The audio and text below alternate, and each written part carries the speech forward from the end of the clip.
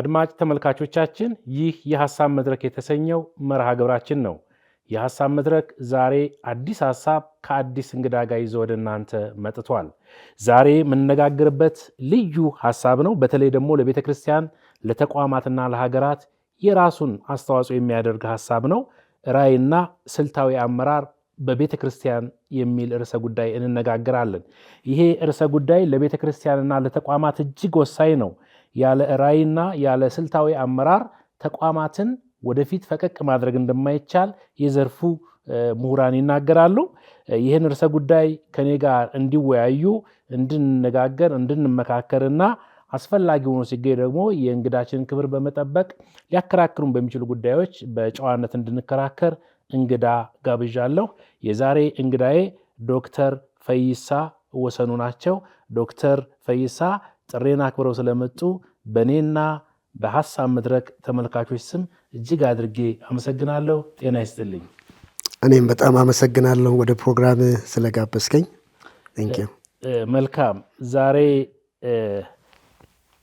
አንቱ እያልኩ ለመቀጠል ያስቸግራል፣ ወዳጅነታችን ያግደኛልና ተመልካቾችም ፈቅደዋል፣ አንተም ፈቅደህልኝ አንተ እያልኩ ልቀጥል ፕሊዝ። ዛሬ ዶክተር ከአንተ ጋር የምንነጋገረው ስለ ራዕይና ስልታዊ አመራር ነው። የራዕይና የስልታዊ አመራር ጉዳይ አንተም እንደምታውቀው እነዚህ ሁለት ነገሮች ከጎደሉ ተቋም መሆን አይችልም፣ ሀገርም ሀገር መሆን አይችልም። ብዙ ነገሮች መልካቸው ሌላ ነው የሚሆነው። ስለዚህ ይህን አስፈላጊ ርዕሰ ጉዳይ እያንዳንዱን ምንድን ነው የሚባለው ብልቱን እያነሳን ወይም ደግሞ ዝርዝር ነገር ውስጥ ገብተን እንወያያለን እና ወደ ውይይታችን ከመግባታችን በፊት ዶክተር ፈይሳ ወሰኑ ማን ናቸው? አሁን ምን እየሰሩ ነው? ለሐሳብ መድረክ ተመልካቾች እስኪ ራስህን አስተዋውቅ። እሺ፣ እኔም በጣም አድርጌ አመሰግናለሁ በዚህ ጠቃሚ በሆነ ርዕሰ ጉዳይ እንድንነጋገር ስለጋበዝከኝ።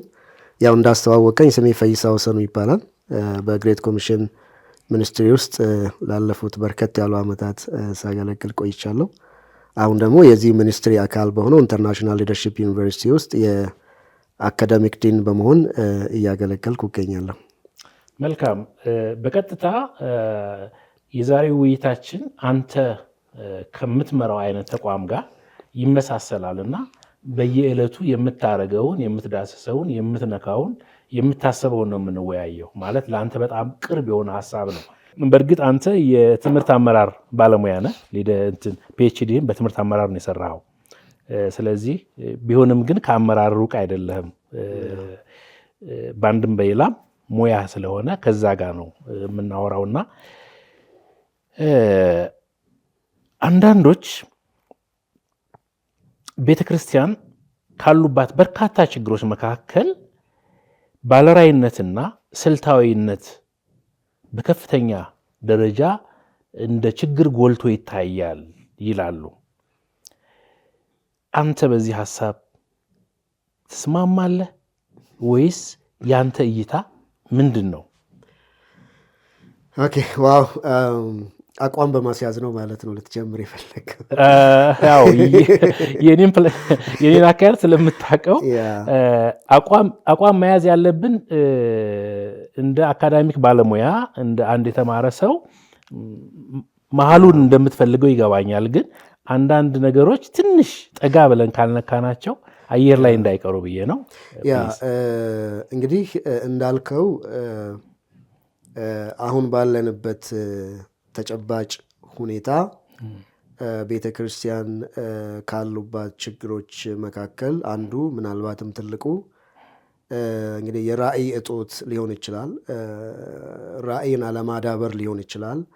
ከዛ ጋርም ተያይዞ የስልታዊ አመራር ጉድለት አለ የሚለው ጥልቀቱ ምን ያህል ነው፣ ችግሩ እስከ ምንድን ነው፣ መንስኤው ምንድን ነው የሚለው ጥልቅ ጥናት ይፈልግ ይሆናል። እውነት ነው። ከምልከታ በመነሳት ግን ከሀሳቡ ጋር ለመስማማት ከባድ አይደለም። በተለይ ያለፉት 2 አስርት ዓመታት ገደማ በአንድም በሌላም ቤተ ክርስቲያን ፕሮግሬሲቭ በሆነ የእግዚአብሔርን መንግስት ከማስፋት ደቀ መዛሙርት ከማፍራት የእግዚአብሔር መንግስት ተጽዕኖ ከማምጣት ትውልድን አሁን ይሄ ዘመን ድረ ዘመናዊነት ለሚጠይቀው ጥያቄ ከማዘጋጀት እነዚህንና እንግዲህ ያው ቤተ ክርስቲያን ባለችበት ዘመንም አይደል የምትመዘነው፣ ባለችበት አውድም አይደል ኦፕሬት ማድረግ ያለባት። ከዚህ አንጻር ጉድለቶች አሉ። ያው ጥንቃቄ ማድረግ የሚያስፈልገው ምንድን ነው? በዲኖሚኔሽን ደረጃ በአጥቢያዎች ደረጃ እየተደረጉ ያሉ ጥረቶች ሊኖሩ ይችላሉ። ኮሌክቲቭሊ አንድ ላይ ግን የኢትዮጵያን ቤተ ክርስቲያን ካየን በእርግጥም ተጽዕኖ ማምጣት የሚችል እግዚአብሔራዊ የሆነ እግዚአብሔርን የሚያከብር ትውልድን የሚያንጽ ከእግዚአብሔር የተቀበልነውን ተልእኮ በሙላት ሊያስፈጽም በሚችል ባለራዕይነት ነው ወይ ቤተ ክርስቲያን ያለችው የሚለው በጣም ትልቅ ጥያቄ የሚያስነሳ ነው። ያንን ራዕይ ከግብ ከማድረስ አንጻር ደግሞ አካሄዳችን ስልታዊ ነው ወይ የሚለውም የሚያስማማ ነው። ስለዚህ ከብዙዎች ከምሉት ሀሳብ ጋር ለመስማማት ብዙ ከባድ ነው ብዬ አላስብም። መልካም፣ ጥሩ ነገር ነው ዶክተር ያነሳው። እንዳልከው በዲኖሚኔሽን ደረጃ በተቋም ደረጃ ሰዎችን አልፎ አልፎ ልናገኝ እንችላለን። ግን በኢትዮጵያ ደረጃ እንደ ሀገር በሀገርም ደግሞ የእኛን መንደር የእኛን አካባቢ ይሄ ኢቫንጀሊካል ሰርክል የምንለውን አካባቢ ስናይ ይሄ የራዕይና የስልታዊነት ችግር አለ ይላሉና ከዚህ ጋር ተያይዞ ለምንድን ነው ቤተ ክርስቲያን መጽሐፍ ቅዱስ ከዘፍጥረት ጀምረህ እስከ ራዕይ ያለውን ነገር ብናይ ስትራቴጂያዊ እይታ ያለው መጽሐፍ ነው፣ ስልታዊ መጽሐፍ ነው። እግዚአብሔርም ለሰው ልጆች ራዕይን የሚሰጥ አምላክ ነው፣ በራዕይም የሚሞላ አምላክ ነው። ይሄ ሁሉ ሪሶርስ እያለ በእጃችን ለምንድን ነው እንደው ራዕይ አልባና ከስልት የጎደለ አመራር የምንከተለው?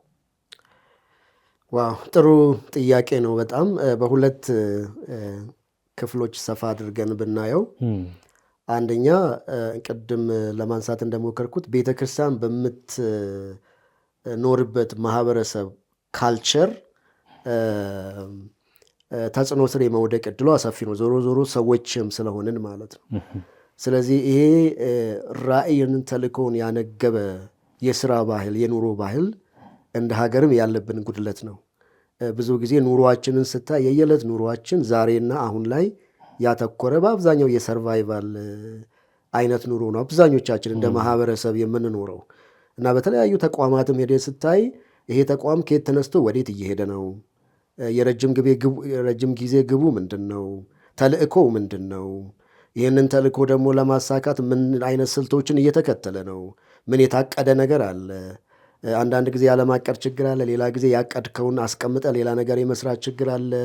እነዚህን ሁሉ ነገሮች ደምረ ስታይ የሰፊው ማህበረሰብ ችግር ነው። እንደ ሀገር እቅድን፣ አላማን፣ ተልእኮን፣ ራዕይን መሰረት ያደረገ ኑሮ እና ስራ እና አገልግሎት ክፍተት አለብን እና በዛ ሰፊ ሁኔታ ውስጥ መታየት አለበት። ወደ ቤተ ክርስቲያን አጥብበ በምናይበት ጊዜ እንግዲህ አንዱ በጣም ጥናት ሊደረግበት ይገባል ብዬ አምናለሁ። ይሄ ነገር ግን እንዲሁ ከኦብዘርቬሽን እና ከግል ኤክስፒሪየንስም በመነሳት ማንሳት የምንችለው አንዱ ከጊዜ ወደ ጊዜ ቤተ ክርስቲያን እግዚአብሔር ከሰጣት ሰማያዊ ተልእኮ ላይ አይኗን እያነሳች የመምጣትና ምድራዊ ነገር ላይ የማተኮር ዝንባሌ አንድ ትልቅ ችግር ነው ብዬ አምናለሁ። የቤተ ክርስቲያን ባለራዕይነት ምንጩ እግዚአብሔር ነው። ቤተ ክርስቲያን የእግዚአብሔር ተወካይ ናት። የእግዚአብሔር አምባሳደር ናት። የእግዚአብሔር አይን ናት በምድር ላይ እግዚአብሔር ጆሮ እያለን መቀጠል እንችላለን እና እግዚአብሔርን ወክላ እንደምትኖር ተቋም ከእግዚአብሔር የተቀበልኩት ተልእኮ አለኝ። መውጣት መግባቴን የሚመራው እሱ ነው። የህልውናዬ ምክንያቱ ምንጩ መምሪያው እሱ ነው ማለት ስታቆምና ጊዜያዊ ነገር ላይ ማተኮር ስትጀምር ራዕይን የሚያስጥሉ ነገሮች ይፈጠራሉ። ምክንያቱም ከእግዚአብሔር ኢንተረስት ከእግዚአብሔር ፍላጎት ስትወርድ የግለሰብ ፍላጎት ጋር ትወድቃለህ። የግለሰብ ፍላጎት ላይ ከወደቀን ደግሞ እኔ እናንተ ሁለት እንኳን ሆነን ተልእኮ ማስፈጸም አንችልም። ያንተ ፍላጎት ወደዛ ይጎትታል፣ የኔ ፍላጎት ወደዚህ ይጎትታል፣ ያ ነገር ወደ ግጭቶች ይወስዳል። ስለዚህ ተልእኮ የምንፈጽምበትን ጊዜ፣ ጉልበት፣ ሪሶርስ ችግር በመፍታት ላይ ትኩረት እናደርጋለን። አንዱ ምንጭ እሱ ነው ብዬ አስባለሁ። ምድራዊ ነገር ላይ ከጊዜ ወደ ጊዜ ማተኮርና ተልእኳችንን ቸል ማለታችን ባለ ራዕይነታችንን እያስተወን መጥተዋል። ሌላው ደግሞ የአመራር ፍልስፍናችን ራሱ የራሱ ጉድለት አለበት። ባለ ራዕይ እንዳንሆን። አዎ። ለምንድን ነው ካልከኝ፣ ለምሳሌ እስቲ አንዳንድ ጊዜ ሰዎችን ወጣቶች መጋቢያን ለመሆን የሚመኙትን ስታገኝ ስጠይቃቸው ለምንድን ነው መጋቢ መሆን የምትፈልገው? የሆነ ፖዚሽን ቤተክርስቲያን ውስጥ ኃላፊነትን ለመውሰድ ስታይ በአብዛኛው ያንን ስፍራ መያዝና ከስፍራው ጋር አብሮ የሚመጡ አንዳንድ ጥቅማ ጥቅሞችን ከመፈለግ እንጂ ያንን ፖዚሽን ቢይዘው ይህንን ተልእኮ ማስፈጸም ይችላለሁ የሚል እይታ የለም። አንድም ከፊት የቀደሙ ሰዎች በአብዛኛው አሁንም እውቅና መስጠት ያለብን አካላት አሉ፣ በተቋምም በግለሰብም። ግን በአብዛኛው ውስጥ አንድም ከፊት የቀደሙቱ ፖዚሽኑን ይዘው በፖዚሽኑ ሲጠቀሙ እንጂ የያዙትን ስፍራ ተጠቅመው ለውጥ ሲያመጡ ብዙ አታይም። ስለዚህ የምትመኘው የምትጓጓው ዋው እገሌ የሚባለው መሪ እንዲህ አይነት ለውጥ በቤተ ክርስቲያን በምድር ላይ ማምጣት የቻለው ይሄ ፖዚሽን ስላለው ነው፣ ተምሬ ራሴን አሳድጌ እኔም ነገ እሱን መተካት ፈልጋለሁ ከሚል ይልቅ ያ ሰው ያንን ቦታ በመያዙ ምክንያት የመጣለትን ምድራዊ የኑሮ መቀየር አይተ እሱን እንድትመኝ ያደርጋል። እሱ ደግሞ ገና ለፖዚሽኑ ራሱ ስትዘጋጅ ከቪዥን አንጻር ሳይሆን ፖዚሽኑ ከሚያመጣል ጥቅም አንጻር ታደርጋለህ። አንደኛ። ሁለተኛ፣ ፖዚሽኑ ላይ የሚቆዩ ሰዎች ኦቨርስቴ ያደርጋሉ። አንድ ጊዜ ተቋሙን መጥቀስ አልፈልግም፣ ግን ትንሽ የሰርቬ ሞክሬ ነበር በአንድ ትልቅ ተቋም መንፈሳዊ ተቋም ውስጥና የሚገርም አንዳንድ ፖዚሽን ላይ 30 ዓመት የቆዩ ሰዎች አሉ። አንድ ሰው አንድ ፖዚሽን ላይ ማለት ነው። እና ስንት ጊዜ ተገምግመሃል፣ ስንት ጊዜ ፍሬያማነት ታይተዋል ስባል አንድም ግምገማ ተደርጎለት አያውቅም። አንድም ጊዜ ይሄ ነገር ያዋጣል ወይስ አያዋጣም የሚለው ቼክ ተደርጎለት አያውቅም። እና እንደዚህ የሚሆኑበት ሁኔታ አለ። ያን ያህል ስትቆይ ራዕይህን ትጥላለህ። ምንም ጥያቄ የሌለው ቻሌንጅ የሚያደርግህ ነገር የለም፣ የሚያሳድግህ ነገር የለም።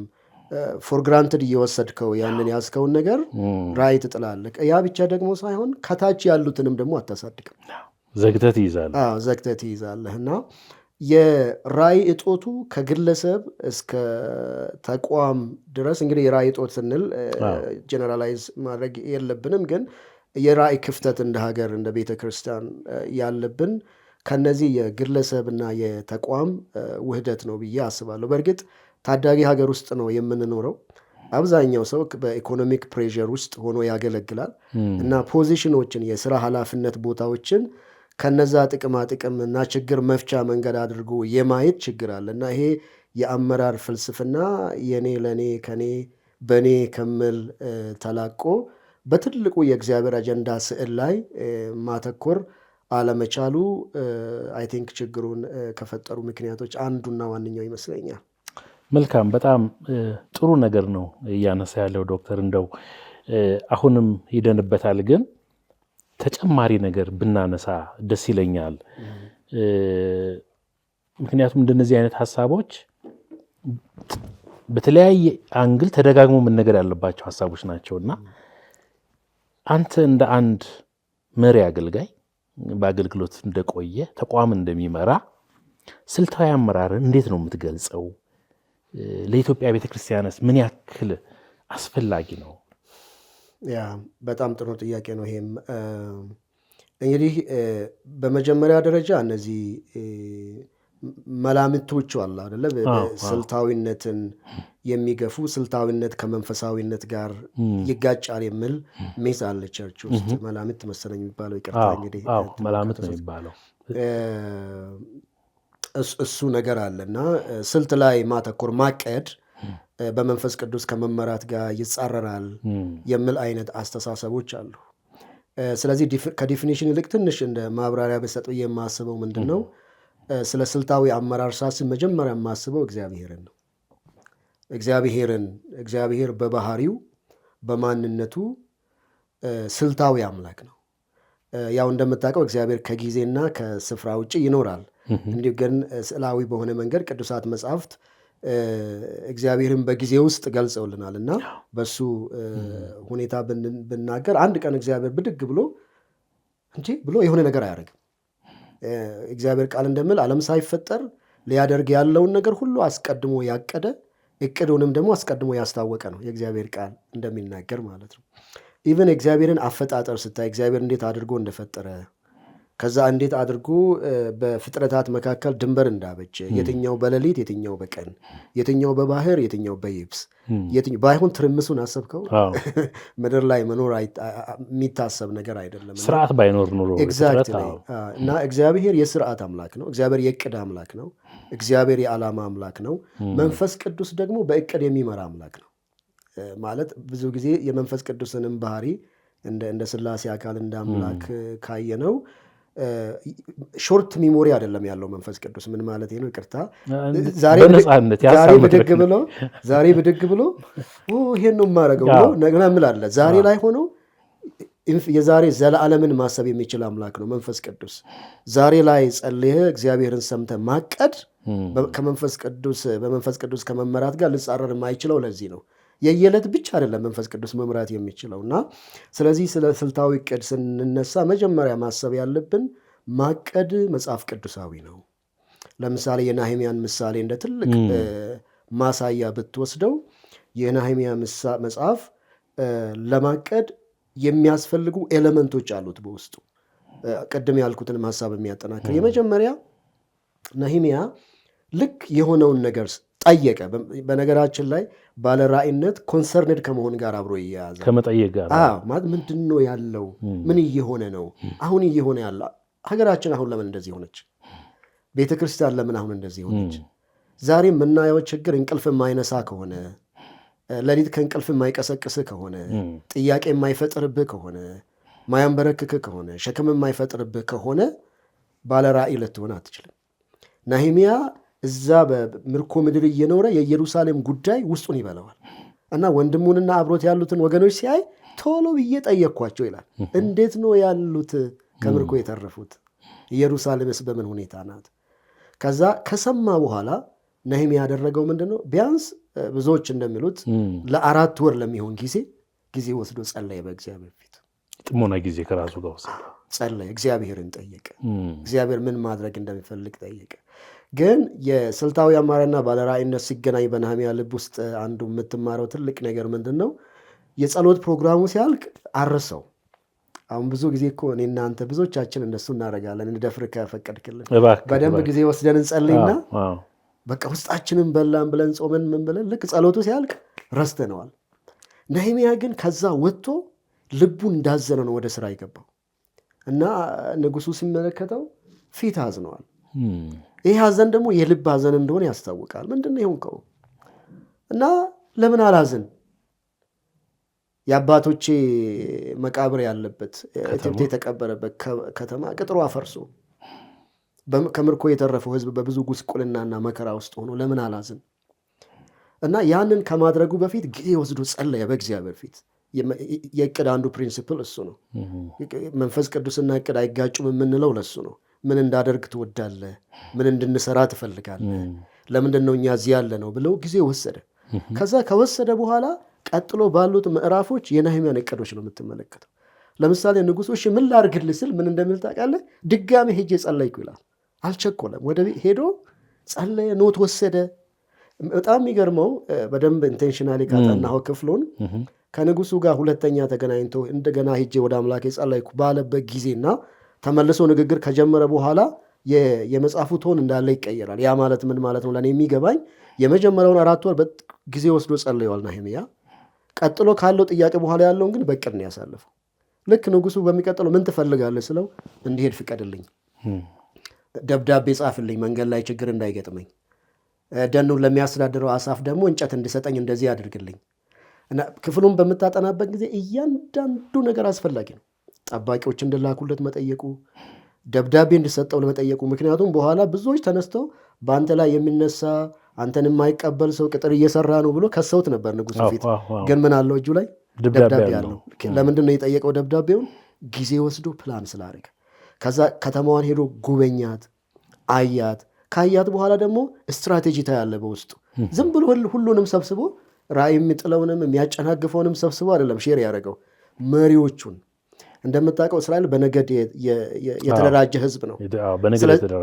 የነገድ መሪዎችን ይሰማል ህዝቡ እና የነገድ መሪዎችን ጠርቶ ቅጥሩን አዙሮ አሳያቸው። ያለንበት ጉስቁልና ይታያቸዋል ወይ? ያለንበት ስብራት ይታያቸዋል ወይ? አንዱ ራእይ የሚሰጥ ትልቅ ነገር ምን መሰለ? አንዳንድ ሰው ቅጥሩን ሰርቶ ቅጥሩ አለቀ፣ ያምራል፣ በጣም የሚገርም ግንባታ ነው፣ የግንባታው ፕሮጀክት አለቀ፣ ይሄ ነው ራእይ ብሎ ሊያስብ ይችላል። ለነህምያ ቅጥሩ አይደለም ራእዩ። የቅጥሩ መፍረስ መንፈሳዊ ትርጉም አለው። ለዛ ለኪዳን ህዝብ በእግዚአብሔር የመተው በእግዚአብሔር የመጣል ለአሕዛብ መሳለቂያ የመሆን ያ እግዚአብሔር ያከበረው ህዝብ ለጉስቁልና ትልቅ ነው ትርጉሙ። የጊዜህን እንዳልወስድብህ እና የቅጥሩ መሰራቱ አይደለም ግቡ። ቅጥሩ መሰራት ሪስቶር የሚያደርገው የሚመልሰው ሌላ ነገር አለ ህዝቡ ያጣው። በዛ ውስጥ ቅጥሩ እንዲሰራ የነገድ መሪዎቹን አያችሁ ወይ ጉስቁልናችንን? አያችሁ ወይ? ድንጋይ አይደለም ፍርስራሽ አይደለም ራእይ ስኖር የምታሳይ ነው። ጉስቁልናችን ይታያችኋል ወይ? ህዝብ ምን ይመስላል? እነዛ ትልልቅ ሽማግሌዎች መሪዎች የድሮን የሚያውቁ ዩሲ በዛ ውስጥ የህዝቡን ልብ የህዝቡን ኮሚትመንት ያገኘ ሰው ነው። ከዛ ነገዱን ማን ነው የሚያንቀሳቅስለት በኋላ? እነዛ ሰዎች ናቸው። ስትራቴጂ የምንለው ነገር እሱ ነው። ስለዚህ የባለራእይነትና ስልታዊ አመራር እግዚአብሔራዊ ነው፣ መጽሐፍ ቅዱሳዊ ነው። ከነህምያ ህይወት የምንማረው ሁለቱ አንድ ላይ በሚሆንበት ጊዜ ሁለት ትልልቅ ጥያቄዎችን ይጠይቃል። በጣም በትንሹ አንደኛ ምን እና ለምን የሚሉ መንትያ ጥያቄዎችን አንድ ላይ ምንድን ነው የሚሰራው? ለምንድን ነው የሚሰራው? ምንድን ነው የሚሰራው? ቅጥር። ከዛ ለምን እንደሚሰራ ካላወቅ ቅጥሩን ትሰራና ነህምያ 13 ላይ እንደምታየው ለምሳሌ ቅጥሩ ሰርቶ አለቀ፣ ሄደ ነህምያ። በሚቀጥለው ሊጎበኛቸው ስመጣ በጣም ነው ያዘነው። ለምን? ቅጥሩን ያስፈረሰው የድሮ ምክንያት ድጋሚ በታደሰው ቅጥር ውስጥ እየተከናወነ ነው ያለው። መልሶ የእግዚአብሔርን ቁጣ የሚያመጣ ድሃዎችን እየጨቆኑ ነው። የሞራል ውድቀት አለ። ትላንትና እግዚአብሔርን ከቤተ መቅደሱ ያስወጣው ነገር አሁን በታደሰው ቅጥር ውስጥ እየተከናወነ ነው ያለው። ለነህምያ ቅጥር መስራት ግብ አልነበረም። ወደ ትልቁ ግብ እግዚአብሔርን የሚፈራ እግዚአብሔርን የሚያከብር በዙሪያው ላሉት ደግሞ ብርሃንና ጨውና ብርሃን የሚሆን ማህበረሰብ መገንባት ነው። ለምን እና ምን የምለውን አጣምሮ ነው የሚይዘው ራእይ። አጠቃላይ አስተሳሰባቸውን ነው መገንባት የፈለገው። ኤግዛክትሊ ዋይ ዱ ዩ ዱ ዋት ዩ ዱ። ለምንድን ነው ይህንን የምታደርገው? ብዙ ጊዜ እኮ ለሰው ልጆቻችንንም አንዳንድ ሰው እንደ አርግ አታርግ ምናምን ስትል መከራህን ነው የምትበለው። ቁጭ አርግህ ግን ለምን እንዴት ምን ብለህ ስታብራራ አንደርስታንድ ሲያደርጉት በእድሜያቸው ኃላፊነት እየወሰዱ ይሄዳሉ በራሳቸው ጊዜ። ሰው አንደኛው እሱ ነው። ሁለተኛው ጥያቄ ደግሞ እንዴት የሚለው የስትራቴጂ ነህምያ ላይ የምታየው ነገር ከመጀመሪያ ጀምሮ ከምዕራፍ 2 ጀምሮ ባሉት ተከታታይ ምዕራፎች ስልት ተቀምጦለታል። እንዴት እንደሚከላከሉ፣ በአንድ እጃቸው እንዴት ጦር መሳሪያ እንደሚይዙ፣ በሌላቸው እንዴት ስራ እንደሚሰሩ፣ እንዴት እንደሚተኙ፣ ማቤት በኩል እንደሚሰራ፣ በምን ትይዩ እንደሚሰራ፣ የማነገድ ምን እንደሚሰራ። ከዛ ደግሞ ግምገማ አለው። አይተህ ከሆነ እኩሌታውን ሰርተን ጨረስን ይላል። ካልገመገም እኩሌታውን ስለመስራት አታውቅም። ስለዚህ ኢትስ ቬሪ ስትራቴጂክ። ብዙዎች ለስትራቴጂክ ሊደርሺፕ ወይም ለስልታዊ አመራር የሚጠቀሙበት መጽሐፍ ነው። ነህምያ ጥሩ ስለሆነ ነው እሱ ላይ ኮንሰንትሬት ያደረግነው እንጂ ስልታዊ አመራር ስንል እያለ ያለ ነው እሱ ነው። እግዚአብሔር ትልቅ ተልእኮ ሰጥቶናል እንደ ቤተ ክርስቲያን ትልቅ ተልእኮ። ያ ተልእኮ ደግሞ እንደ የአጥቢያና ዲኖሚኔሽን እንደምንኖርበት ማህበረሰብ ኮንቴክስቹዋላይዝ ሊደረግ ይችላል። ተልእኳችን ግን አንድ ነው አደለ? ክርስቶስን ማሳወቅና ክርስቶስን ማወቅና ማሳወቅ ነው። በጣም ስታጠቃልለው ማለት ነው። በዛ ሂደት ውስጥ እንዴት ነው ያንን የምናደርገው የሚለው እዚህ ጋር ያለች አጥቢያ እዛ ጋር ያለች አጥቢያ ይሄኛው ዲኖሚኔሽን በአንድ መንገድ አይደለም የምንመልስ። ይህ የራሳቸው ኤግዛክትሊ ኮንቴክስታችን ማተር ያደርጋል። በዙሪያችን ያለው ምን አይነት ህዝብ ነው? የተደረሰ ህዝብ ነው ወይ? ወጣት ነው ወይ? ኢኮኖሚ ሁኔታው ምን ይመስላል? አኗኗሩ እንዴት ነው? የትምህርት ደረጃው እንዴት ነው? በምን አይነት ስልት ነው ሊደረስ የሚችለው? የእምነት ባክግራውንዱ ምንድን ነው? የሚሉትን ሁሉ ስታጠና ስትራቴጂን ትነድፋለህ። ስልት የሚያስፈልግህ አንዱ ለምንድን ነው? ያለህ ጊዜ አጭር ነው። በነገራችን ላይ ረጅም ይመስላል እንጂ አጭር ነው። እውነት ነው። በጣም በተለይ በዚህ ዘመን ደግሞ በዚህ ምድር ላይ ያለ ጊዜ አጭር ነው። ስለዚህ ጊዜህን ማባከን አትፈልግም። ያለ ሀብት ውስን ነው። እንደ ሀገር ሀብታችን ውስን ነው። እንደ ቤተ ክርስቲያን ሀብታችን ውስን ነው። ያለንን ሀብት ማባከን የለብንም። ያለን የሰው አቅም ውስን ነው። ያለንን ነገር ሁሉ አንድ ላይ አድርገን ባለችን አጭር ጊዜ የተሻለ ነገር መስራት እንድንችል አንዳንድ ጊዜ ገጥሞ ሊሆን ይችላል። ባለ መቀናጀታችን ምክንያት በአንድ አጥቢያ ውስጥ ያሉ የተለያዩ አገልግሎት ዘርፎች እርስ በርሳቸው የሚጣረሱበትና ይተራመሳሉ። የሪሶርስ ብክነቶች የሚፈጠሩበት ሁኔታ ይፈጠር። ግን ተቀናጅቶ አንድ ላይ ሪሶርሳችንን አድርገን ለአንድ ዓላማ ተሰልፈን መስራት ካለብን የግድ ስልታዊ አመራር ያስፈልጋል። ስልታዊ አመራር ስኮላርሊ ፕራክቲስ አይደለም፣ ትምህርት ቤት ውስጥ ያለ ወይም ደግሞ በጣም አካደሚክ የሆኑ ተቋማት ላይ ያለ ጉዳይ ሳይሆን እግዚአብሔር የሰጠንን ጊዜ ሪሶርስና የሰው አቅም አንድ ላይ አቀናጅተን ልክ ከነህምያ እንደምንማረው ውጤታማ ስራ መስራት እንድንችል የሚያስፈልግ ነው። ቤተሰብን ራሱ ለመምራት ስልት ያስፈልጋል አይደለም ተቋምን እንኳን እዚህ ጋር ማለት ነው። አሁንም እዚሁ ጋር ልመልስህ፣ አንዳንድ ነገሮች እናንሳ። በጣም ደስ ያለኝ ይህን ትልቅ ርዕሰ ጉዳይ ብዙ ሰው እንደ የተቋማት ላይ ብቻ ወይም ደግሞ ቴክኒካል ቋንቋ የሚመስለውን ነገር አምጥተህ ከእግዚአብሔር ቃል ጋር አዋህደህ በሚገባን ቋንቋ በጣም በሚጣፍጥ አገላለጽ ግሩም አድርገህ ስለነገርከን እጅግ አድርጌ አመሰግናለሁ። በእውነት ደስተኛ ነኝ። እየሰጠህን ያለው ጊዜ በጣም የሚጣፍጥ ነው። አሁንም ግን ወደ ቤተ ክርስቲያን ልመልስህ። ወደ ከተማችን ስል እንደ ሀገር የዚህ ፕሮግራም ዋና ዓላማ ቤተክርስቲያን ነው። ግን ቤተክርስቲያን የሆነ ተገንጥላ ብቻዋን የምትኖር ደሴት ላይ ያለች አይደለችም። የማህበረሰቡ አንድ አካል ነን እና ስለ ቤተክርስቲያን ስናነሳ ማህበረሰቡንም አብረን እያየን እንሄዳለን። ግን ዋናው ሁሉንም ነገር ግን የምናየው በእግዚአብሔር መንግስት አንጻር በእግዚአብሔር ቃል መነጽር ነው የምናየው። ሌላውን ሌላ ባለቤት ስላለው ማለት ነው፣ ሁሉንም መሆን ስለማንችል አንዱም ስትራቴጂ ይህን ነው የሚያሳይህን። ይሄን ያክል ድንቅ የሆነ የእግዚአብሔር ቃል መመሪያ እያለን በጣም በተወሰነ ቀን በሚገርም ሁኔታ ነህምያ የኢየሩሳሌምን ቅጥር አድሶ ጨረሰ። ቅድም እንዳልከው ግንቡን ብቻ አይደለም ያደሰው፣ የእስራኤላውያንን አስተሳሰብ ጭምር ነው ያደሰው። ከእግዚአብሔር ጋር የነበራቸውንም ነገር ማይንድ ሴታቸውን ነው እንዳለ በሙሉ የሰራው እና እሱን አንስተህልናል። ቤተክርስቲያን ግን ዛሬ ስታያት ብዙ ማሰብ ቃላቱን እኔ ነኝ ኃላፊነት ወስደው አንዳንዱ ቃላት ለአንተ ሊከብድ ይችላል። ብዙ ማሰብ የማይፈልጉ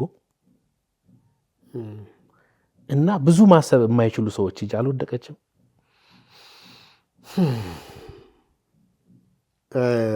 አሁንም እንዳልከው ቃላቶቹን ለአንተ ልተውልህና ግን ሀሳቤ ገብቷል። ከዚህ የተለየ ከሆነ የእንትኑ የጀነራላይዝ ማድረጉን ባልደፍርም በሀሳቡ ግን እስማማለሁ። መሬት ላይ ያለውን እኮ ነው ዶክተር። አሁን እኔ በጣም ደፋር ስለሆንኩና እንደው እንደፈለግኩ ስለምናገር አለም ይህን ቃል ማነሳው፣ ግን መሬት ላይ ያለው እውነት እኔ ምን ብዬ አምናለሁ መሰለህ? አንዱ በእያንዳንዱ ንግግር እኔ ካንተ አላቅም ሲል ከዚህ በፊት ነግሬ እንደሆነ አላቅም። በቃ የማታውቅ ከሆነ ዝም በላለሁ ሰውየውና አሁንም እኔ ካንተ አላቅም ብዬ ለመጀመር ሳይሆን አንዳንድ እውነቶችን መጋፈጥ ይኖርብናል። አይ አግሪ። ምንድን ነው መሰለህ ቻሌንጅ የሚሆንብን እንደ ሀገር አንዳንድ ነገሮችን በጥልቀት የማጥናትና የነገርየውን ክብደትና ጥልቀት መርምረን የማወቅ ባህል የለንም። ያም በማድረጋችን ውስጥ ሁለት ጽንፍ ላይ እንወድቃለን። አንዳንድ ጊዜ ገዳይ የሆነውን እንደ እባብ ክፉ የሆነውን ነገር ይዘህ እንደ እርግብ ትንከባከበዋለህ አሳንሰው። ሌላ ጊዜ ደግሞ እንደ እርግብ መልካም የሆነውን ነገር ይዘን እንደ እባብ ደግሞ ምናውጠለጥለዋለና እሱኛው እንደ ሀገር መለወጥ ካለብን አይ ቲንክ በሚመለከተን ባለድርሻዎች ጥልቅ ምርምርና ጥናት ማድረግ አለብን ብዬ አምናለሁ። ግን ከአንተ ሀሳብ ጋር የምስማማው ምንድን ነው ችግር ውስጥ ነን እንደ ቤተ ክርስቲያን። አይ ቲንክ እሱ ያስማማናል። የኢትዮጵያ ቤተ ክርስቲያን ባለፉት እንግዲህ እኔም በጌታ ካለኝ እድሜ ምናልባትም በላይ በቁጥር በጣም እያደገች መጥታለች። ይሄ ትልቅ አድቫንቴጅ ነው ለእኛ። ነገር ግን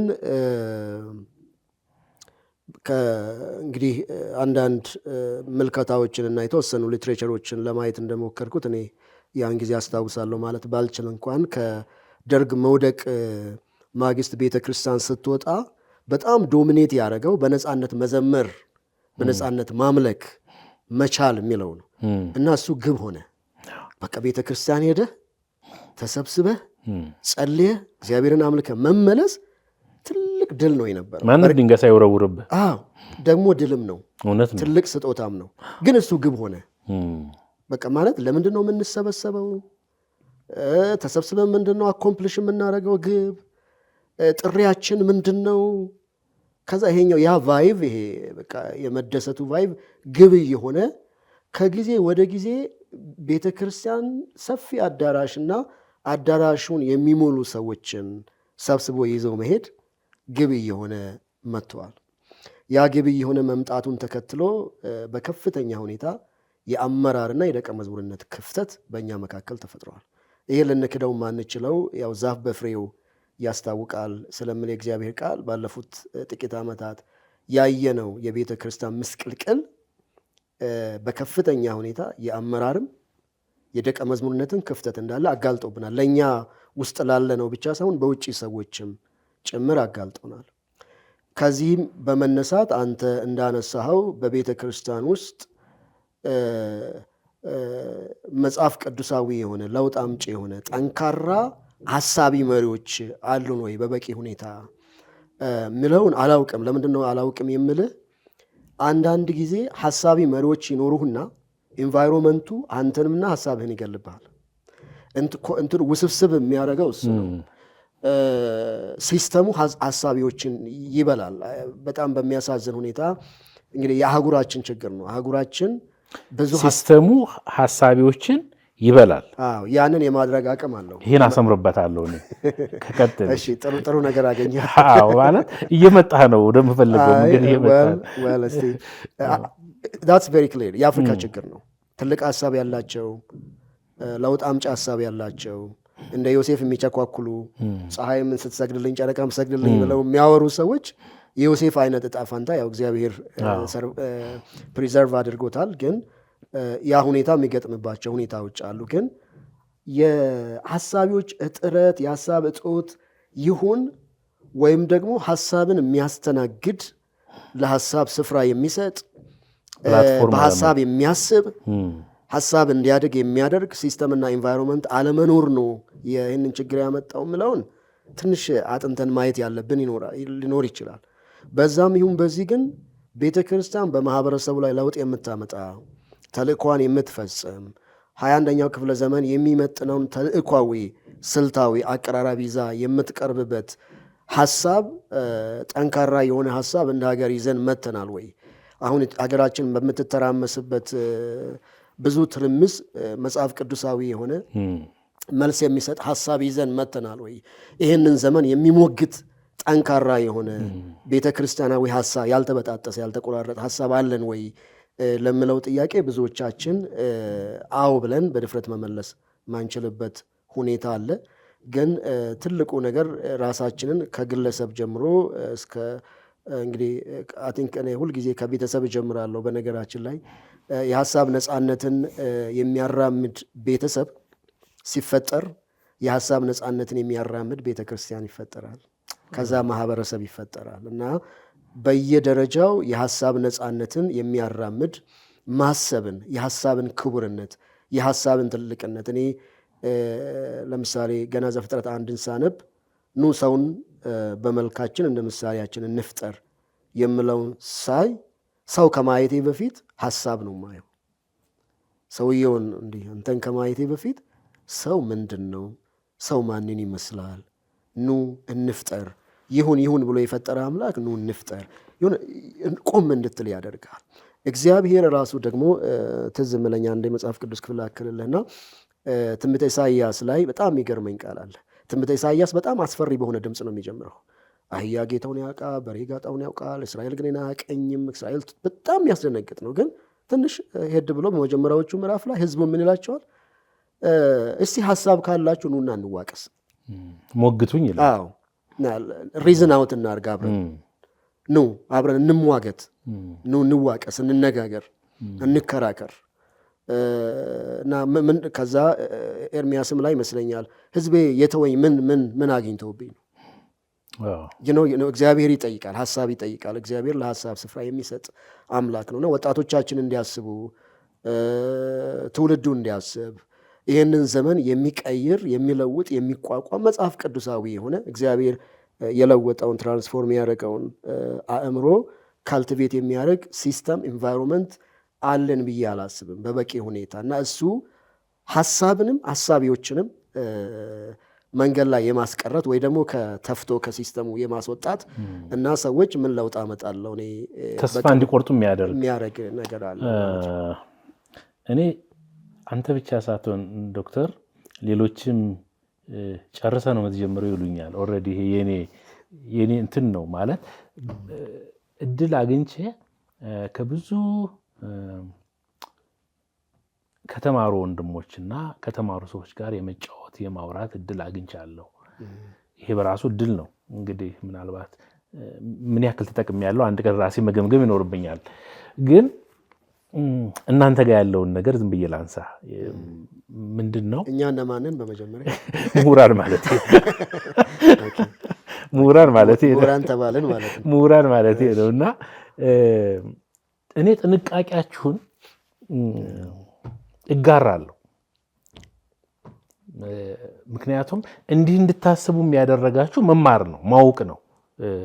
ኦልሬዲ እያንዳንዱ ሰው የሚያስበው ባለበት ልክ ስለሆነና ጥንቃቄያችሁን በደንብ እረዳለሁ። እኔ ያልተጣጣመልኝ ነገር ምንድነው መሬት ላይ ያለው ችግርና የእናንተ ጥንቃቄ አይጣጣምልኝም። ስለዚህ ለዚህ ነው እኔ የራሴን እንትን የምከተለው። ለዛ ነው አሁን በጣም ስቤ ወደ እኔ ላመጣ አልፈልግም። ምክንያቱም አንተ የምትናገረው በአንተ ልክ ስለሆነ የምታስበውንም ከዛ ደግሞ በብዙ ጥንቃቄ እንደምትናገር አውቃለሁኝ። ስለዚህ ግን የሀሳብ መድረክ አይደል ትንሽ እንዲህ እያለን እንትን እናደርጋለን። እንደው ሙሉ በሙሉ እየጨረስን ባንሄድም ግን አንዳንድ ነገሮች ላይ አንደኛ የኛ ማህበረሰብ እንግዲህ አሁንም የተጠና አይደለም፣ የኔ እይታ ነው።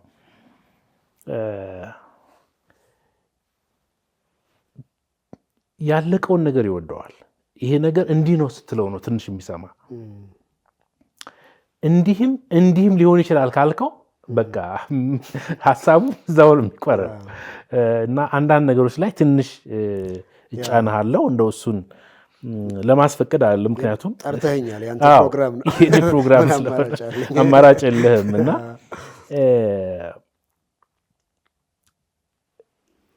ብዙ ሰዎች ቅድም እንዳልከው እንደ ዮሴፍ የሆኑ በአስተሳሰባቸው ፋና ወጊ የሆኑ ስትራቴጂያዊ አመራርን እና ራዕይን ለቤተ ክርስቲያንና ለምድር የሚያመጡ ሰዎች ምድሪቱ መክናለች ብዬ አላምንም፣ ወይም የሉም ብዬ አላምንም። ቅድምም እንዳሉ ስላሳየህን።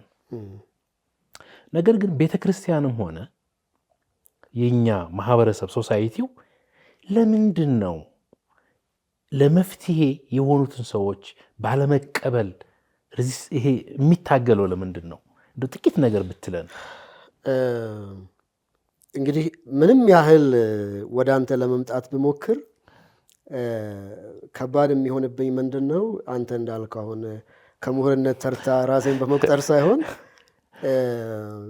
እንደው አዙሪቱ ተራራ ዙሪያ መዞሩ ዝም ብሎ ይቀጥላል። ገብቷል? እድሉን ስናገኝ የተፈራረጅን ከመቀጠል ይልቅ ሪሊ ምንድን ነው የሆነው ለምለው ማስረጃ ብኖር ድፍረት ይሰጣል እኮ ያን ማስረጃ ማን ያምጣው እኮ ነው። ለዛ ነው ማስረጃውን እንድናመጣ ምን አለን መሰለ እንደ ሀገር እኛ አሁን በሚዲያ እየተነጋገርን ሆነ እንጂ ማኪያቶ እየጠጣን በጣም ብዙ ለሀገር የሚቀኑ ሰዎች አቅሙ ያላቸው ሰዎች ማኪያቶ እየጠጡ ቡና እየጠጡ ሻይ ቡና እያሉ ልባቸው እየተቃጠለ ጠረጴዛ እየደበደቡ ውስጣቸውን እያወሩ ግን ይተውታል። ምንድነው ችግራችን በሚለው ላይ ጊዜ ወስደን ጥናቶችን ብንሰራ የተጠኑ ነገሮች ቢጻፉ ገብታ በዳታ ተመስርተው ቢጻፉ ቢቀርቡ ወደ መፍትሄ ለሚደረደሩ ሰዎች እንሄዳለን። እኛም እንግዲህ እኔ ገና አንተ በምትለው ሌበል አይደለም ገና ሀሁ እያልኩ ያለው ሰው ነኝ በፊልድ ውስጥ ግን ጀነራሊ እንደ ሀገር የጥናትና የምርምር ባህላችን በጣም ደካማ ነው። ጀነራላይዝ የማድረግ ቴንደንሲ ያለ ላቋርጥ ዶክተር ከታላቅ እውነት ነው። መብትህን ሁሉ ኤክሰርሳይዝ አታደርግም እንደዛ ብለኛል ቅድም። ለምን ዛሬ ስለ እኔ የተወካቸው ብዙ መብቶች ስላሉ እኔም ሁሉ አንዳንዱን እተዋለሁ እና የጥናት ችግር ነው ያለብን ብቻ ነው ወይ? አይ ብቻ ላይሆን ይችላል። ሐሳቤ ገብተዋል እምልህ ብዙ የተጠኑ አንተም ትንሽ ነው ላዋራና አንተ አሁን ለምናነሳቸው ነገሮች ምናልባት ያየሃቸው ዳታዎች አሉን ሼር ልታደርገኝ የምትችለው ዳታዎቹን ዝርዝሩን አሁንም ጥናት ያስፈልጋል አይደለም፣ ግን ያየኋቸው የናሙና ጥናቶች አሉ። እሺ ቅድም አንተም ያነሳው ነገር አለ። ኦሬዲ እኮ በአንድ መስመር ላይ ነው ያለ ነው። እንደው ሐሳቡን ለማፍታታት ነው እንጂ የተነጋገርን ያለ ነው። እኔ ያየኋቸው ናሙና ጥናቶች የኢትዮጵያ ቤተክርስቲያንም ሆነች ኢትዮጵያ እንደ ሀገር የአመራር ቀውስ ውስጥ እንዳለን ያሳያሉ። I think I can agree with that። ከሱ ጋር መስማማት እችላለሁ። ግን ቀውሳችን ምንድን ነው ምለው ዝርዝሩ ስንገባ ይመስለኛል ትንሽ እሺ የቀውሱን መገለጫዎች ላንሳ የተወሰነ። እሺ ከቸርች አንጻር እዛኛው ብንሄድ አንዘልቀውም እንዋኛለን፣ ሌላም ደግሞ ጣጣ ይዞብን ይመጣል። ከቤተ ክርስቲያን አንጻር እናንሳ። አንደኛው ቀውሱ የምንወያይበት ርዕሰ ጉዳይ የራዕይ እጦት ነው። አንዱ ቀውስ የስትራቴጂ አመራር እጦት ነው። ለዚህ ነው ይሄን ርዕስ የመረጥ ነው። እውነት ነው። ስለዚህ የራዕይና የስትራቴጂ አመራር እጦቱ የመጣው ከአመራር ቀውስ አንጻር ነው የሚል ንባብ ነው ያለኝ እኔ በትንሹ። ይሄ ደግሞ የሆነው የተጠና ጥናት ስለሌለ ሳይሆን ነገሩን ስላልተረዳ ነው ሳይሆን ወይም ቅድም እንዳልኩት እግዚአብሔር ሰው ስላልሰጠን ሳይሆን ለመፍትሄ የሚመጡትን ሐሳቦችና ሰዎች የሚያስተናግድ ፕላትፎርም የለንም። ስለዚህ እግዚአብሔር ተቆጥቶን ነው። That's a difficult question። ቴዎሎጂካል ጥያቄ ነው። አይ እግዚአብሔር ተቆጥቶ ነው ወይ የምለውን I can't answer that። እንደው እሱን አላውቅም ማለት I just want to be honest with you። እግዚአብሔር ተቆጥቷልም አልተቆጣምም ልል አልችልም። ግን I think እኔ በጣም ጠቃሚ ሆኖ የማገኘው ነገር ከአንተም ሀሳብ ጋር በጣም የምስማማው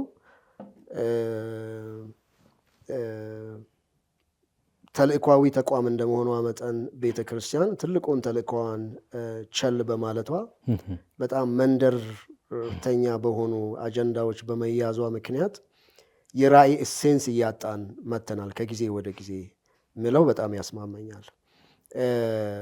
በደንብ የምታየው ነገር ስለሆነ ማለት ነው። ከዛ ጋር በተያያዘ ደግሞ አይደለም በቤተ ክርስቲያን በሰፊው ማህበረሰብ አሁን የተለያዩ ተቋማትን ከመንግስት ግል ተቋማት ድረስ ሄደ በምታይበት ጊዜ ስልታዊ አሰራር፣ ስልታዊ አመራር ከፍተኛ ክፍተት አለብን። እነሱ ነገሮች በጣም ያስማሙናል። እግዚአብሔር አጀንዳዎች ቸል ሲባል ቤተ ክርስቲያን እሱ ከሰጣት ተልእኮ አይኗን ስታነሳ የእግዚአብሔር አጀንዳ ቸል ሲባል እግዚአብሔር ያዝናል፣ ጥያቄ የለውም። እግዚአብሔርን አያስደስትም። እና በመጽሐፍ ቅዱስ ውስጥ እግዚአብሔር ሲቆጣም ሲገስጽም መስመር ሲያስይዝም አይተናል። እግዚአብሔር አይቆጣም ብዬ አልከራከርም። እግዚአብሔር ተቆጥቷል የምልም ጌታም የተናገረኝ ኮንፈርሜሽንም የለኝም። ግን ማወቅ የሚገባን ነገር እንደ መንፈሳዊ ተቋም እግዚአብሔር ተልእኮ ሰጥቶናል። ተልእኳችንን ቸል ብለናል። ተልኳችንን ቸል በማለታችን እግዚአብሔር የሰጠንን የእግዚአብሔርን ትልቁን ስራ እየሰራን አይደለንም ያለ ነው። በተለይ በጣም በሚዘገንን ሁኔታ ባለፉት ጥቂት ዓመታት የግለሰብ ጥቅም፣ ምድራዊ ነገር ፍለጋ እና ሞልቃቃ ምእመኖችን ማፍራት እኔ እንደዛ ብዬ አስባለሁ። ማለት በቃ ሞልቃቃ እያደረጉን ነው በዚህ ዘመን ያሉ ብዙ የቤተ ክርስቲያን አገልጋዮች። ቤተ ክርስቲያን የምንገሰጽ፣ የምንታረም፣ የምናድግ፣ ተልእኮ የምንፈጽም፣ ፈተናን የምንቋቋም፣ ቻለንጅን ጥሰን የምንሄድ፣ ለሚመጣው ይሄኛውን የምንንቅ፣ የእግዚአብሔር መንግስት የሚበልጥብን እንድንሆን ሳይሆን ዛሬ ላይ እንደ ህፃናት ይሄ ይሰጥሃል፣ ይሄ ይሆንልሃል፣ ይሄ ይደረግልሃል በሚል ምድራዊ ላይ እንድናተኩር ተደርገናል። ይሄ በቀጥታ ከራእይ ጋር ከተልእኮ ጋር ከአመራር ቀውስ ጋር ሊገናኝ ይችላል በደንብ። ስለዚህ እሱን አግሬ ያደርጋለሁ። ሀሳብህን አግኝቸው ከሆነ አይ በደንብ አግኝተዋል። እኔ ነኝ ብዙ ነገር አምጥቼ እንትን ያደረግኩ፣ እሱን ደግሞ ፈልጌው ነው ብሏል። እንትን እንዳይሆን ብዬ ነው ቅድም እንዳልኩ በጣም ቴክኒካል ከሆን የሚሰሙንም ሰዎች እንትን እንዳይሉ ብዬ ነው። እና ባለራዕይነትና ስልታዊ አመራር እንዴት ነው የሚቆራኘው? እስኪ ደግሞ እንየው እስኪ። ቴንክ ዩ። በጣም ጥሩ ጥያቄ ነው። የሶስት መሪዎችን ምሳሌ ላንሳ። ሁለት በአሉታዊ አንድ በአዎንታዊ ላንሳና ማለት ነው። የእስራኤል ልጆች ከግብፅ ሲወጡ ግልጽ የሆነ ግብ ነበራቸው። ያ ግብ በእርግጥ ለእነሱ ከነዓንን መውረስ ነው። ለእግዚአብሔር ደግሞ ከነዓን ውስጥ መኖር ነው። ሁለቱ የተለያዩ ነገሮች ናቸው። አልገባኝም። ትንሽ ዝርዝር አድርገኝ። ከነዓንን መውረስ ግብ ከሆነ ከነዓን ስትገባ ሁሉንም ነገር ትረሳለህ። በቃ ግብ ተሳክተዋል። እግዚአብሔር ደግሞ የፈለገው ከነዓን ውስጥ የእግዚአብሔር ሕዝብ ሆነው እንዲኖሩ ነው። ካልሆነ ከነዓን ከግብፅ አትለይም። ምድሪቱ ተፋቻችሁ እንደሚል የእግዚአብሔር ቃል ምድሪቱ ራሱ ጠላት ትሆንባችኋለች። የእግዚአብሔር ዓላማ በዛ በከነዓን ምድር የእግዚአብሔር ሕዝብ ሆነው እንደ እግዚአብሔር ስርዓት እንደ እግዚአብሔር ሐሳብ እንዲኖሩ ነው። ከነዓን ገባው ስትል ተልእኮ የተፈጸመ ብለን የምትቀመጥ አይደለም። ከነዓን ሆነ የእግዚአብሔር ሕዝብ ሆነ መኖርን ይጠይቃል። ትላንት እግዚአብሔርን ማምለክን እግዚአብሔር መኖርን ይጠይቃል እንጂ ከነዓን መግባት ግብ አልነበረም። ዞሮ ግን ለነሱ ግቡ ከነዓን መግባት ነው የነበረው። ያም ሆኖ በዘጸአት 32 ላይ ሙሴ ወደ ተራራ ወጥቶ በዘገየ ጊዜ ህዝቡ ግራ ተጋባ። ህዝብ ብዙ ጊዜ ግራ ይጋባል። ለዚህ ነው መሪ የሚያስፈልገው። ሙሴ ዘገየ።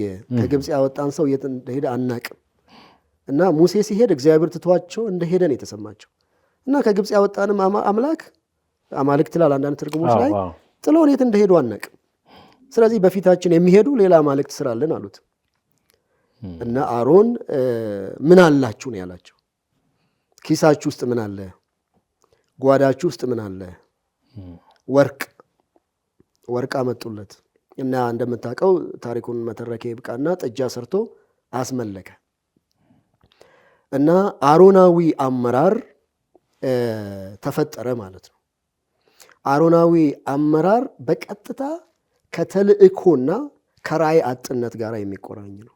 ራእይና ተልእኮ የሌለው ነው። ለምንድን ነው ይሄ ሊሆን የቻለው?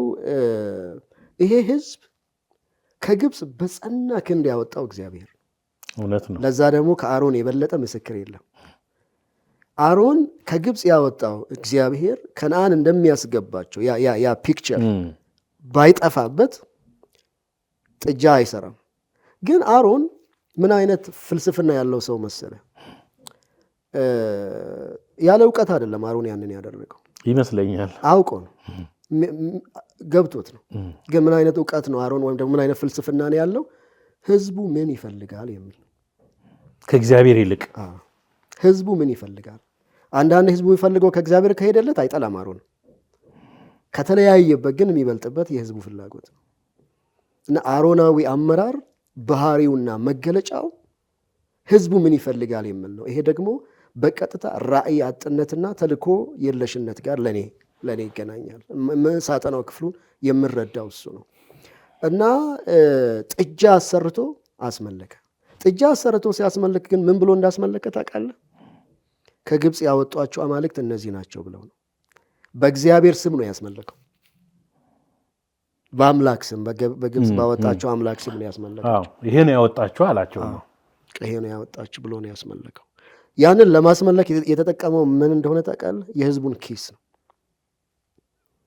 የህዝቡን ገንዘብ ነው፣ የህዝቡን ወርቅ ነው፣ ጣዖት ለማስመለክ ማለት ነው።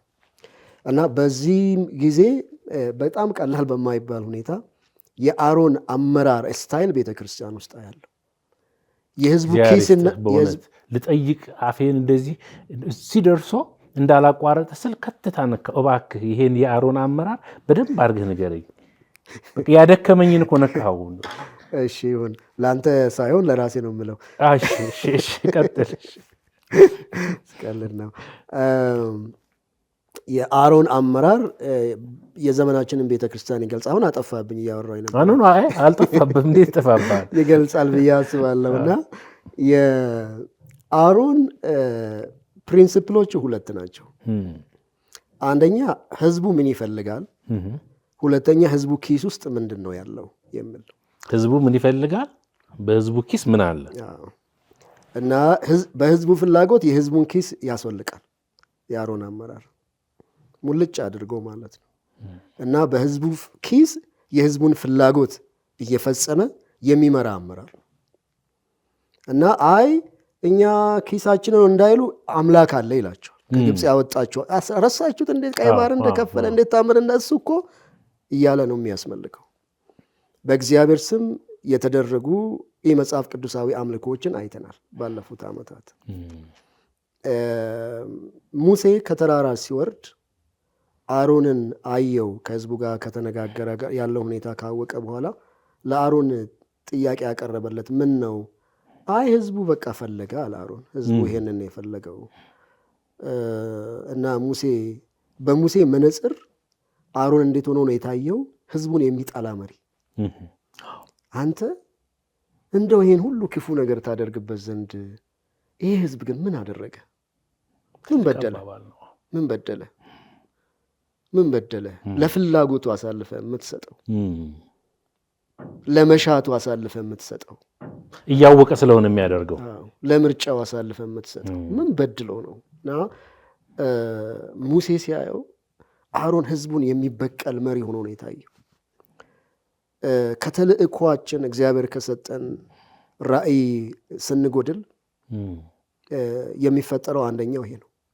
ሁለተኛው አሉታዊ መሪ ከዚህ ጋር በጣም በነገራችን ላይ አሮንም ቀጥሎ የማነሳውም ሰው ራሳቸውን የሚቀቡ ሰዎች ናቸው ለሆነ አይነት ፖዚሽን። አልገባኝም። ሁለተኛውን አንስቼ መለስበታለሁ። እንደዛ ያዘውና ሁለተኛው ሰው ሳኦል ነው። ሳኦል ንጉስ ነው። በማፍላጎት የተቀባ ንጉስ፣ በህዝቡ ፍላጎት የተቀባ ንጉስ። ዞሮ ዞሮ እግዚአብሔር ተቀብሎታል እንበልሽ። ህዝቡ ጸለየና እግዚአብሔር ሰማ ብለን እንውሰድ። አዎ እንደዛ ብለን እንውሰድ። ማለት እንደሱ እንውሰድና ንጉስ ሆነ። እንደምታውቀው በአንድ ወቅት ሰራዊቱ ጥሎት ሊሄድ ሆነ ሳኦልን። ምክንያቱም ሳሙኤል ዘገየ፣ መጣለው ባለበት ቀን አልደረሰም እና ሰራዊቱ ጥሎት ሊሄድ ሲል ልቡ ተሸበረ እና ማድረግ የሌለበትን ነገር አደረገ። ካህን ብቻ ማድረግ ያለበትን ሰዋ። ልክ ሰውቶ ሲጨርስ ይላል ክፍሉ አንደኛ ሳሙኤል 13 ላይ ማደረሰ ሳሙኤል እና ሳሙኤል ምንድን ነው ምን አደረክ ብሎ ጠየቀው። ከዛ አንዲት በጣም ልቤን የምትነካኝ ቃል አለች። ልቤን የምትነካኝ ልበር ግን በጣም የምትገርመኝ ቃል አለች። ሳኦል ሲያብራራ ግድ ሆነብኝ አለ። ምን ለማድረግ? ለመሰዋት። በሁለት ዋና ዋና ምክንያቶች። አንደኛ ሰራዊቱ ሊበተንብኝ ሆነ፣ ሁለተኛ አንተ ዘገየ። ስለዚህ ግድ ሆነብኝ አለ መሰዋት። ሳኦል ምንድን ነው ያደረገው? ሳኦል መሪ ነው፣ ንጉስ ነው፣ የተሰጠው የአመራር ፖዚሽን አለ። ነገር ግን በአንድ ወቅት ምን ገጠመው? ምእመን ቸርቹን ጥሎ ሊሄደው ነው፣ ሊበተንበት ሆነ። የሚጠብቀው ነገር ቶሎ አልደረሰም። ስለዚህ ተልእኮ ተቀየረና መዋጋት፣ ማሸነፍ፣ እግዚአብሔር ህዝብ ነፃ ማውጣት ምለው ቀረና መሰዋት ሆነ ማለት ነው። ስለዚህ ትላንትና ንጉሥ የነበረው ሰው በማግስቱ ካህን ሆኖ አገኘው። ራሱን ቀባ ማለት ነው። ራስ ቀብ ያልኩ ቅድም እሱ ራሱን ሾመ፣ ራሱን ካህን አደረገ። ካህን ነኝ አለ ማለት ነው። እና ተልእኮውም ደግሞ ቤተ ክርስቲያኖች ሰው ማቆየት ሆነ። ሰው እንዳይሄድብኝ፣ ሰው እንዳይበተን፣ ባዶ እንዳይሆን ዳሱ አዳራሽ እንዲሞላ፣ ሰው እንዲመጣልኝ። ይህንን ስናገር ያው ከብዙ ሀዘን ጋር ነው ስታየው ያሳዝናልና ተልእኮ ያሆነ ማለት ነው። ቸርች እንዲሞላ፣ አዳራሽ ውስጥ ሰው እንዲመጣ። እንደ ምንድን ነው የምታደርገው? ሰው እንዲመጣ፣ ሰው እንዳይበተንብህ። አሮንንና ሳኦልን ስታቀናጅ ህዝቡ የሚፈልገውን ታደርጋለህ። ያልሆንከውን ነኝ ብለህ ሳትቀባ ተቀባው፣ እንደውም ተለቅልቅ ያለው ብለህ የሌለ ታይትልህን ዘንድሮ ወንጌላዊ ከሆንክ በሚቀጥለው እንደምንም እንግዲህ ያለውን ታውቃለህ መጋቢ። እሱ ደግሞ ካልበቃ አሁን ማን ኦፍ ጋድ አንድ ወዳጄ ስቀልድ አፔት የሚባል ሰውዬ አለ እና ሲቀልድ ይመስለኛል አፔት ማለት አፖስቶሊክ ፕሮፌቲክ ኤቫንጀሊስት ኤንድ ቲቸር ነው መሰለኝ አለኝ። ሁሉም የማይቀርበት ሆነ።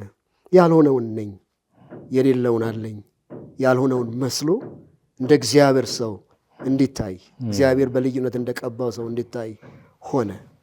ይህንን ከራእይና ከተልእኮ ጋር ያገናኘሁበት ምክንያት ስላለኝ ነው። የእግዚአብሔር ሐሳብ በወንጌላት ውስጥ እንደተገለጠልን በዚህ ምድር የምንኖር ሁላችን ያለ ልዩነት የክርስቶስ ባሮች ነን። እውነት ነው። ዝቅ ብለን እግዚአብሔር በሰጠን ጸጋ እንድናገለግል። ነገር ግን የአመራር ሞቲቬሽንህ እግዚአብሔር ከሰጠ ራእይና ተልእኮ ሲጎድል በእንደዚህ አይነት ወጥመድ ትያዛለህ። ወጥመዱ ራስን ፕሮሞት ማድረግ ነው። ፕሮሞት ለመወደድ እንደ አሮን ለመወደድ ስትል የህዝቡን ፍላጎት ትፈጽማለህ። እንደ ሳኦል ህዝቡ እንዳይበተንብህ ሲባል ደግሞ አንተ የተለየ ሰው ሆነ ራስን ለማቅረብ ትሞክራለህ። ይሄ የቤተ ክርስቲያናችን ትልቅ ችግር ሆኗል ብዬ አስባለሁ። ራእይ ትልቁ ስዕል ነው የምንደርስበት፣ አሻግረን የምናየው። ስልት ደግሞ እዛ ጋር እንዴት ነው የምንደርሰው? ምን አይነት ሪሶርስ ያስፈልገናል? ማምን መስራት አለበት? ምን በምን ጊዜ መከናወን መቻል አለበት? ምን አይነት አካሄዶችን መሄድ አለብን? እንዴት ነው የምንገመግመው? ሂደታችንን የምናውቀው እንዴት ነው? ውጤታችንን እንዴት ነው የምንለካው? የምንለውን ስልት ስናስቀምጥ ነው። አሁን በተጨባጭ የምታየው ግን ከነዚህ ሁሉ ባሻገር የሆነ መድረክን ብቻ ግብ ያደረገ ቤተ ክርስቲያን ሰው ማቆየትና ሰው ማስደሰትን ብቻ ግቡ ያደረገ አይነት ልምምዶችን ታያለህ። ይሄ ልምምድ እንግዲህ ብዙ መገለጫዎች አሉት፣ የግለሰብ የተለያየ። ለእኔ ግን በሁለቱ ጠቅልል ካልከኝ እግዚአብሔር የሰጠንን ተልእኮና ራእይ ከመጣላችንና እንደ መሪ ደግሞ ስልት ከማጣታችን ነው። ሰው በነገራችን ላይ ሰው ይሰለቻል። ለምሳሌ ሳኦል ወታደር ነው እየመራ ያለው። ያንን ወታደር ለምን ዓላማ እየተዋጋ እንደሆነ፣ የሚዋጋበት ዓላማና ግቡ ምን እንደሆነ፣ ሞቲቬሽኑ ምን እንደሆነ፣ በመዋጋቱ የሚያመጣው ውጤት ምን እንደሆነ በደንብ አስረድቶት ራእይ አስጨብጠው ዓላማው ገብቶት ራሱን እንዲሰጥ ማድረግ ቢችል ያልሆነውን ሆኖ መቅረብ አይችልም። አሳይመንቱን አልተወጣም። ያንን ማድረግ ሲያቅት ግን በሌላ መንገድ ህዝቡን ለማቆየት ስትል ያልሆንከውን ሆነ የምትቀርብበት ሁኔታ አለና ምናልባት በእንደዚህ ማየት እንችላለን፣ ማቆራኘት ይቻላል። መቼም እንደ ወደ ሌሎቹ ሀሳቦች ለመፍጠን እንሄድ እንጂ በብዙ ሂደህበታል። አሁን እዚህ ላይ መጨመር ሰው ሌላ ነገር እንትኑን ዋናው ነገር እንዲረሳው ያደርጋል። ግን ቅድም እንዳልከው